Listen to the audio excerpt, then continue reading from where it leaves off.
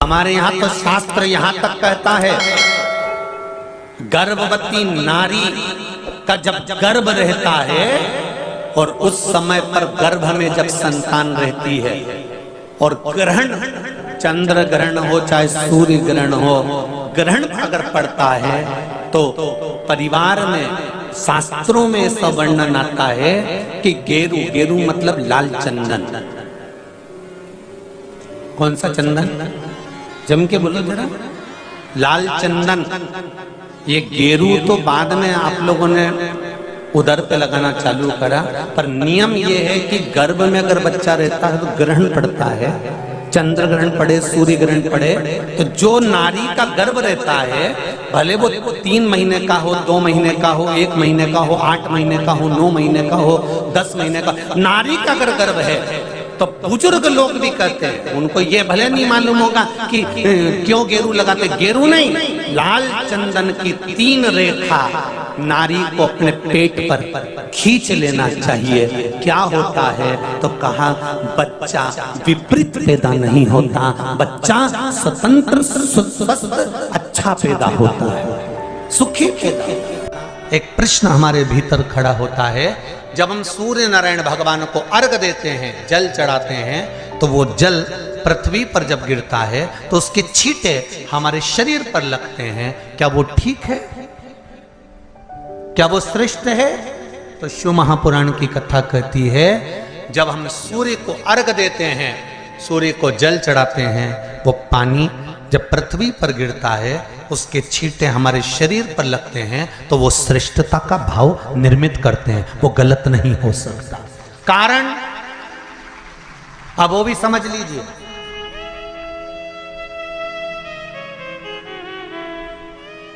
अब सूर्य नारायण भगवान को आप जल चढ़ा रहे हो तो छींटे नहीं लगे, उसके लिए क्या स्टूल पे चढ़ के चढ़ाओगे कि कुर्सी पे चढ़ के चढ़ाओगे? अरे बोलो तो सही।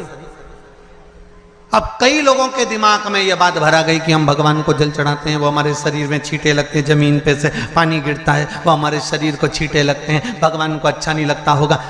कौन ने कहा? पहले तो उसको पकड़ के ला।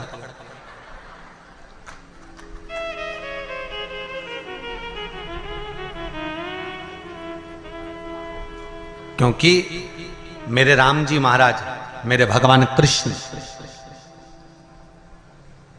बड़े बड़े संत, साधु, सन्यासी, तपस्वी, साधक, उपासक जितने भी हुए, जिन्होंने सूर्य की आराधना करी, इन्होंने टेबल पे चढ़कर या कुर्सी पे चढ़कर जल नहीं चढ़ाया, इन्होंने पृथ्वी पर खड़े होकर ही, क्योंकि पृथ्वी तत्व के देव हैं शिव।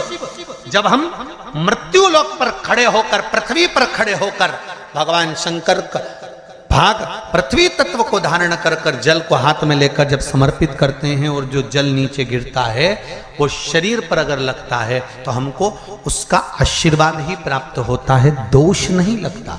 पर लोगों ने इसको विपरीत कर दिया। कि कौन ने विपरीत करा? कई लोगों ने इसको विपरीत कर दिया।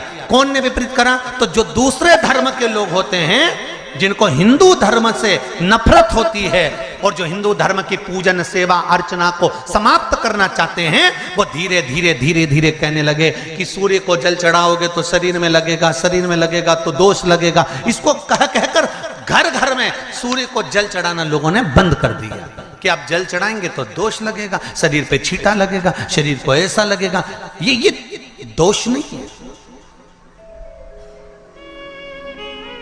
कितनी सुंदर बात है महाराज। सूर्य नारायण भगवान को जब जल चढ़ाया जाता है, हाथ सिर से 8 इंच की दूरी पर होना चाहिए। जम के बोलिए, सिर से कितना ऊंचा होना चाहिए? 8 इंच ऊपर अपना हाथ होना चाहिए मस्तक से सूर्य को जल चढ़ाते समय। और ना चांदी का, ना स्टील का, ना लोहे का, ना प्लास्टिक का, ना कांच का, ना सोने का कोई बर्तन, ना कांसे का, ना एल्युमिनियम का, ना पीतल का, केवल एक पात्र होना चाहिए, वो है तांबे का। काय का पात्र होना चाहिए? तांबे का पात्र। और सूर्य नारायण भगवान को जब 8 इंच ऊपर तुम्हारा हस्त है। और जब हम सूर्य को जल चढ़ा रहे हैं, कैसे जल चढ़ाना है वो भी समझ लीजिए। अगर कोई कैंसर का मरीज है, जिसके चेस्ट में कैंसर आ गया हो, लेफ्ट में राइट में कहीं पर कैंसर आ गया हो, या कोई गठान आ गई हो, तो महाराज आप जल चढ़ाते समय उस जल की धार को सूर्य भगवान को जब चढ़ा रहे हो तो धार आपकी गठान की ओर जाना चाहिए, जिससे सूर्य की किरण उस जल में से आपके उस स्थान पर पड़े, उस जगह पर पड़े जहां पर गठान है। महाराज आप लगातार जल तो चढ़ाना चालू करो, अच्छे अच्छे डॉक्टर फेल हो जाएंगे और कह देंगे गठान ठीक हो गई। आपका लीवर और किडनी गड़बड़ कर रहा है, आप प्रतिदिन आपका स्वास्थ्य गड़बड़ रहता है, आप प्रतिदिन ये ज्योतिष शास्त्र के अंतर्गत, रत्न शास्त्र के अंतर्गत, ये रत्न शास्त्र, ज्योतिष शास्त्र, रंग शास्त्र जो हमारे यहाँ है, रंगों के हिसाब से ये जितने रत्न होते हैं, माणिक हुआ, मोती हुआ, नीलम हुआ, मूंगा हुआ, पुखराज हुआ, ये क्यों कहते हैं ये पीला है, ये सफेद है, ये नीला है, ये लाल है, इसको शरीर में क्यों पहनाते हैं? उसका कारण होता है कि जब शरीर में पहनते हैं सूर्य की किरण उसमें पड़ती है, हमारे शरीर पर वो कलर का इफेक्ट पड़ता है, उस कलर को शरीर पर लगता है, और शरीर पर लगता है तो हमारा शरीर धीरे धीरे, हमारी जो इंद्रियां हैं वो सही होने लगती हैं, काम सही होने लगता है। तो आप कहते हो ना, सब में